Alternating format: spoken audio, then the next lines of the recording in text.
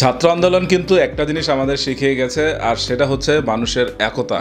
বাংলাদেশের মানুষ এখন যেই পরিস্থিতির মধ্যে দিয়ে যাচ্ছে, একটি বিপদ কাটতে না কাটতেই হচ্ছে আমরা আরেকটি বিপদের সম্মুখীন হয়ে গেছি, আর সেটা হচ্ছে বন্যা।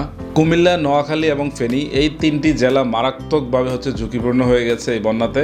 এবং এই বিষয়টি কিন্তু আমাকে দারুণ অবাক করেছে, আর সেটা হচ্ছে মানুষ কিন্তু ঝাঁপিয়ে পড়েছে মানুষকে উদ্ধার করার জন্য। আজকে আমি ফেসবুকে আমার ফ্রেন্ড লিস্টে এমন কাউকে পাইনি যে বন্যা নিয়ে পোস্ট না দিয়েছে। কেউ সাহায্যের হাত বাড়িয়ে দিয়েছেন, কেউ হেলিকপ্টার, স্পিড বোট কিংবা হচ্ছে লাইফ জ্যাকেট কীভাবে হচ্ছে পাঠানো যায়, কীভাবে সাহায্য করা যায়, মানে নিত্য নতুন অনেক তথ্য কিন্তু তারা শেয়ার করছেন, যেগুলো হচ্ছে আমাদের দারুণভাবে কাজে লাগছে। এবং হচ্ছে যারা অভিনয় শিল্পী আছে তারাও কিন্তু ঝাঁপিয়ে পড়েছে। রায়হান রাফিকে আমি দেখেছি একটার পর একটা পোস্ট করেই যাচ্ছে সে। এবং শুধু রায়হান রাফি নয়, আসলে চলচ্চিত্র অঙ্গনের মোটামুটি যারাই আছেন তো তারা কিন্তু সবাই সহযোগিতা করছেন যে কিভাবে ফেনী, কুমিল্লা কিংবা হচ্ছে নোয়াখালীর মানুষদের উদ্ধার করা যায়। কারণ এখন কিন্তু সবচেয়ে বড় সমস্যা তাদের হচ্ছে আশ্রয় কেন্দ্রে নিয়ে যেতেই হবে। কারণ আপনি দেখেন ফেনীর অনেক গ্রামে 2 তলা ভবন বাড়িও হচ্ছে ডুবে গেছে। মানে কি পরিমাণ ভয়ানক বন্যার মুখোমুখি হয়েছি আমরা। এবং এই জিনিসটা এত হুট করে হয়েছে, আমাদের প্রস্তুতি নেওয়ার কিন্তু কোনো চান্সই ছিল না। পুরো দেশ জুড়েই এখন বৃষ্টি হচ্ছে, বৃষ্টির পানি হচ্ছে প্লাবিত হবে স্বাভাবিক। কিংবা হচ্ছে ভারত থেকে আজকে জানানো হয়েছে তারা গেট খুলেনি, গেট খুলে গেছে। তো এগুলো কিন্তু খুবই হাস্যকর। যাই হোক, ওই ব্যাপারটি আমরা ভুলে যাই, এই ব্যাপারটি পরে হবে। সবার প্রথম এখন যেই কাজটি আমাদের করতে হবে সেটা হচ্ছে মানুষকে কিভাবে উদ্ধার করা যায়। তো মানুষ কিন্তু ঝাঁপিয়ে পড়েছে, যেটা বলছিলাম। তো আমি আজকে নিজেই দেখেছি ঢাকা শহরের অনেক ট্রাকে করে নৌকা নিয়ে যাওয়া হচ্ছে ফেনীতে কিংবা হচ্ছে নোয়াখালীতে কিংবা কুমিল্লাতে। তো কুমিল্লা কিন্তু গ্রাম অঞ্চল একদমই প্লাবিত হয়ে গেছে, কিন্তু শহরে এখনো পানি ঢুকতে পারেনি। কুমিল্লায় শহরের দিকে যে ব্যাপারটি হয়েছে সেটা হচ্ছে বাঁধ বরাবর একদম পানির লেভেল একদম সমান সমান হয়ে গেছে। তো কোনো কারণে যদি বাঁধ ভেঙে যায় তাহলে কিন্তু কুমিল্লার শহরটিকে আর রক্ষা করা যাবে না। আর কুমিল্লার কিছু কিছু গ্রামে যেখানে হচ্ছে গোমতী নদীর পাশে বাঁধ আছে, সেখানেও কিন্তু বাঁধের পানির লেভেলও সমান সমান হয়ে গেছে। তো তারাও কিন্তু দারুণ দুশ্চিন্তায় আছে। এবং আমার আত্মীয় স্বজন যারা আছে তারা কুমিল্লায় অনেক আছে আমার আত্মীয় স্বজন, তো তারাও কিন্তু এখন দুশ্চিন্তা, রাতে ঘুমাতেও পারছে না যে কখন বাঁধ ভেঙে যায়। কারণ আমার নিজের নানির বাসাই একদম গোমতী নদীর পার ঘেঁষে।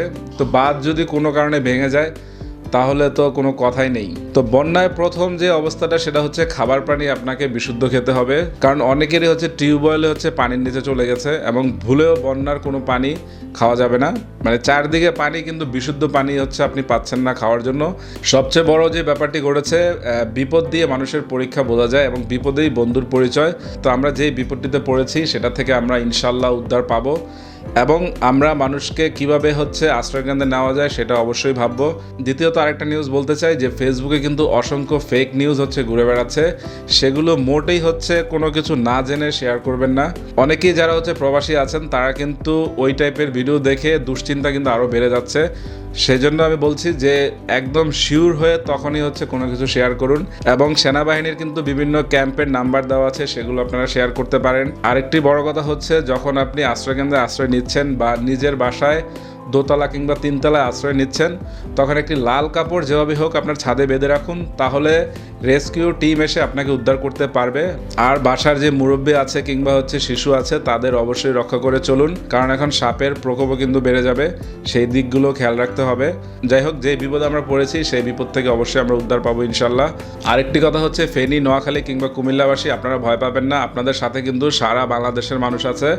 তো সবাই মিলে আমরা চেষ্টা করলে এই দেশটা অবশ্যই সুন্দর হবে। যেহেতু আমরা বিপদে পড়েছি, বিপদ থেকে অবশ্যই আমরা উদ্ধার পাবো। আরেকটি ব্যাপার আমি বলতে চাই, সব ভালোর কাছেই কিন্তু কিছু মন্দ লোকও থাকে। যেমন আজকে অনেকেই স্পিড বোট ভাড়া নেওয়ার চেষ্টা করেছেন যে ফেনীবাসী হোক বা কুমিল্লাবাসী হোক তাদেরকে উদ্ধার করতে হবে বা ওই গ্রামে যেতে হবে। তো অনেকেই কিন্তু 4 গুণ 5 গুণ দাম হাঁকাচ্ছেন। তো এটা কিন্তু মোটেই কাম্য নয়।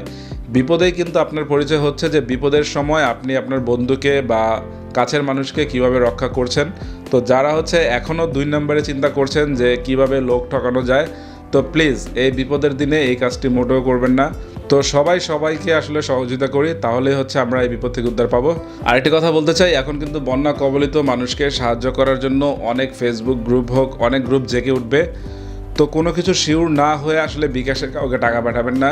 যখন নিশ্চিত হবেন যে এই গ্রুপটি কিংবা হচ্ছে এই মানুষগুলো বা কাছের মানুষরা যারা টাকা তুলছে তাদের আপনি বিকাশ বা যেভাবে হোক শেয়ার করতে পারেন, কিন্তু ফেসবুকে কোনো মানে আননন গ্রুপ বা হচ্ছে অপরিচিত কাউকে টাকা পাঠানোর আগে আপনি নিশ্চিত হয়ে নিন, কারণ আপনার এই ভালো কাজটি যদি ভালো জায়গায় ব্যবহার হয় তাহলে কিন্তু মঙ্গল, না হলে কিন্তু কোনো লাভ নেই। তো যাই হোক, শেষ করব যে সবাই ভালো থাকুন, সুস্থ থাকুন, আমরা ইনশাল্লাহ এই বিপদ থেকে উদ্ধার পাবো।